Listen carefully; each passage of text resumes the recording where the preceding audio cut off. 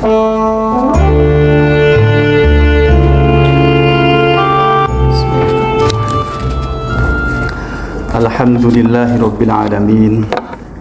Alhamdulillahilladzi hadana li hadza wa ma kunna linahtadiya laula an hadanallah. Asyhadu an la ilaha illallah wahdahu la syarikalah wa asyhadu anna sayyidana Muhammadan abduhu wa rasuluh. Allahumma shalli wa sallim wa barik ala sayyidina Muhammad wa ala alihi wa sahbihi ajma'in. Amma ba'du, fala hawla wa la quwwata illa billahil aliyyil azim. Ya ayyuhal hadirun rahimakumullah, ittaqullah haqqa tuqatih wa la tamutunna illa wa antum muslimun. Qala Allah ta'ala fil Qur'anil azim, a'udzu billahi minasy syaithanir rajim. Bismillahirrahmanirrahim. Wal 'asr innal insana lafi khusrin illa alladziina amanu wa 'amilus sholihati wa tawassaw bil haqqi wa tawassaw bis sabr.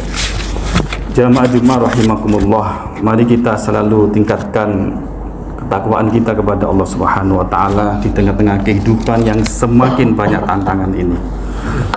Sebuah resiko hidup di akhir zaman adalah betapa kemaksiatan, ketidakbenaran, kejahatan selalu melingkupi dalam kehidupan kita. Kita ada teori untuk bagaimana menghadapi tantangan-tantangan pengaruh lingkungan yang buruk di lingkungan kita. Ada teori ikan asin. Mengapa ikan asin itu asin? Jawabnya adalah karena ikan asin itu kondisinya mati. Buktinya bahwa ikan yang berada di air laut, begitu kita pancing, kita goreng, maka rasanya tawar. Artinya, karena ikan laut itu hidup, maka kondisi asinnya ikan laut tidak berpengaruh kepada ikan di dalam laut. Ini bisa kita ambil bahwa sepanjang hati kita itu hidup, maka lingkungan seburuk apapun tidak banyak berpengaruh ke dalam diri kita masing-masing. Karena itu menjadi kunci dalam menghadapi semua tantangan akhir zaman adalah menghidupkan hati. Hadirin jamaah Jumat rahimakumullah, hati itu seperti badan kita. Badan kita kalau tidak makan, minum sehari, 2 hari, 3 hari, 4 hari, pada akhirnya akan mati juga. Hati juga begitu.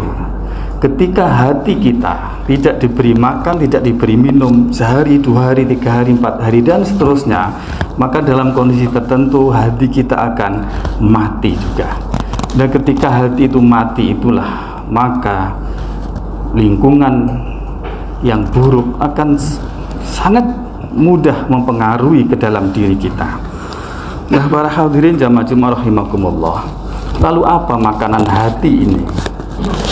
Hati menurut para ulama ada 2 makanan, makan minumnya hati ini. Yang pertama adalah ilmu nafi' atau hikmah, dan yang kedua adalah zikir. Saya akan menjelaskan tentang zikir ini. Zikir ini menurut bahasa memang artinya itu ingat, tapi secara istilah tidak sebatas ingat saja, lebih umum dari itu. Orang hanya mengucapkan saja tanpa ingat di dalam hati, itu juga disebut zikir. Atau bahkan di hatinya hanya ingat saja tanpa berucap dengan mulutnya, itu juga zikir. Tentu yang terbaik adalah zikir lisan sekaligus ingat di dalam hatinya. Zikir lisan dan sekaligus hati. Ada satu lagi, orang melakukan sesuatu aktivitas, ketika melakukan itu kemudian selalu ingat aturan Allah, syariat Allah di dalam aktivitas itu, kemudian menyesuaikan aktivitas itu dengan aturan Allah, dengan syariat Allah, itu adalah zikir juga. Bahkan zikir inilah yang bagus, sehingga dalam Al-Quran wadhkurullah dzikron katsira. Sebagian ulama menafsiri dzikron katsira itu adalah ketika kita beraktivitas apapun, kemudian ingat syariat Allah dan kemudian menyesuaikan perilaku kita dengan syariat itu adalah zikir, zikron katsira. Para hadirin jamaah Jumat rahimakumullah. Zikir ini memiliki keistimewaan yang luar biasa dibanding dengan ibadah-ibadah lain selain zikir. Zikir tidak terbatasi oleh waktu, tidak dibatasi oleh tempat, kondisi, situasi, bahkan jumlah. Satu-satunya ibadah yang di situ disuruh oleh Allah untuk sebanyak-banyaknya tanpa batas adalah zikir. Wadhkurullah dzikron katsira. Ibadah lain ada batasnya. Salat, orang terlalu banyak salat nggak boleh juga. Ketika khutbah begini kemudian ada salat, itu malah nggak baik, makruh. Orang setelah salat asar atau salat subuh kemudian salat malah haram. Membaca Quran juga ada batasnya. Ketika khutbah begini baca Qurannya haram. Zikir tidak dibatasi dengan itu semuanya. Bahkan di WC pun tetap dianjurkan untuk berzikir, namun zikirnya hanya menggunakan hati tanpa melafatkan, tanpa menggerakkan lisan. Pendek kata, para hadirin jamaah rahimakumullah, zikir merupakan nikmat Allah yang sangat agung sebagai fasilitas yang disediakan oleh Allah untuk kita bisa meningkatkan kualitas diri kita setiap hari dengan zikir.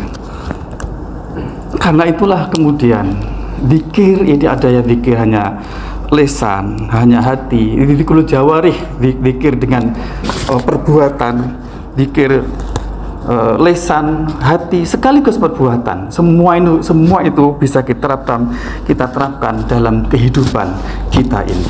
Para hadirin jamaah Jumat rahimakumullah, zikir juga tidak dibatasi dengan jumlah. Wadhkurullah dzikron katsira. Zikir juga tidak mengganggu orang dan tidak bisa diganggu oleh orang lain.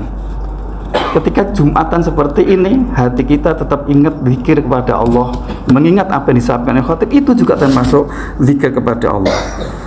Bahkan kata ulama, zikir merupakan pertanda kewalian seseorang. Az-zikru mansyurul wilayah. Zikir adalah mansyurnya wilayah. Mansyur ini semacam SK, tapi bukan SK. Jadi SK-nya wali itu adalah zikir. Ketika ada zikir, maka orang itu bisa layak disebut wali. Kalau zikirnya hilang, maka kewaliannya juga hilang. Mansyur ini semacam SK yang diumumkan. Yang kalau zaman dulu, zaman kerajaan itu kalau ada pengumuman kemudian dibacakan di muka umum, itulah mansyur. Az-zikru mansyurul wilayah. Zikir itu adalah mansyurul wilayah, kewalian, mansyur dari kewalian itu sendiri. Nah, karena itu para hadirin jamaah rahimakumullah, mari kita setiap hari dalam kondisi apapun kita hadirkan Gusti Allah, kita zikir kepada Allah Subhanahu wa taala agar hidup kita lebih tertata, menjalankan apapun diukur dengan syariat, menjalankan berhadapan menghadapi siapapun kita mengukur dengan ukuran syariat. Maka ketika itu terjadi, maka kita tergolong wadhkurullah dzikron katsira. Mari kita berdoa kepada Allah, semoga Allah memberikan kekuatan kepada kita untuk selalu bisa mencurahkan hati ini, selalu ingat kepada Allah. Sebab la haula tiada daya untuk menghindar diri dari maksiat, wala quwwata dan tidak ada kekuatan untuk melakukan ketaatan apapun illa billahi, kecuali hanya dengan pertolongan Allah Subhanahu wa taala. Aqulu qouli hadza wastaghfirullah li wa lakum fastaghfiruhu innahu wal ghafurur rahim. Allahumma shalli ala sayyidina Muhammad wa ala ali sayyidina Muhammad wa sallim wa radiyallahu tabaraka wa ta'ala an kulli sahabati rasulillahi ajma'in.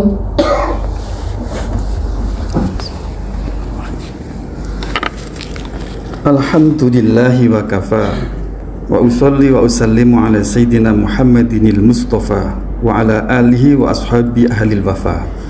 Asyhadu an la ilaha illallah wahdahu la syarikalah wa asyhadu anna sayyidana Muhammadan abduhu wa rasuluh. Amma ba'd, fa ya ayyuhal muslimun usikum wa nafsi bitaqwallah la'allakum tuflihun. wa'lamu anna Allah amarakum bi amrin 'azim amarakum bis salati was salam 'ala nabiyil karim faqala inna Allaha malaikatahu yusalluna 'alan nabi ya ayyuhalladzina amanu sallu 'alaihi wa sallimu taslima Allahumma salli ala Sayyidina Muhammad wa ala ali Sayyidina Muhammad kama sallaita ala Sayyidina Ibrahim wa ala ali Sayyidina Ibrahim wa barik ala Sayyidina Muhammad wa ala ali Sayyidina Muhammad kama barakta ala Sayyidina Ibrahim wa ala ali Sayyidina Ibrahim fil alamin innaka Hamidum Majid. Allahumma ighfir lil muslimina wal muslimat wal mu'minina wal mu'minat al ahya'i minhum wal amwat. Allahumma adfa' 'anna al ba'a wal waba. Allahumma adfa' 'anna al bala'a wal waba wal fahsya'i wal munkar wal baghi was suyuf wal mukhtalif was syada'i wal mihan ma dhara minha wa ma batan min baladina Indonesia khususah wa min buldani muslimina 'ammah bi rahmatika ya arhamar rahimin. Ibadallah, inna Allaha ya'muru bil 'adli wal ihsan wa ita'i dzil qurba wa yanha 'anil fahsya'i wal munkar wal baghi ya'idzukum la'allakum tadhakkarun wa dhkurullaha 'aziman yadhkurukum wa dhkurullaha akbar.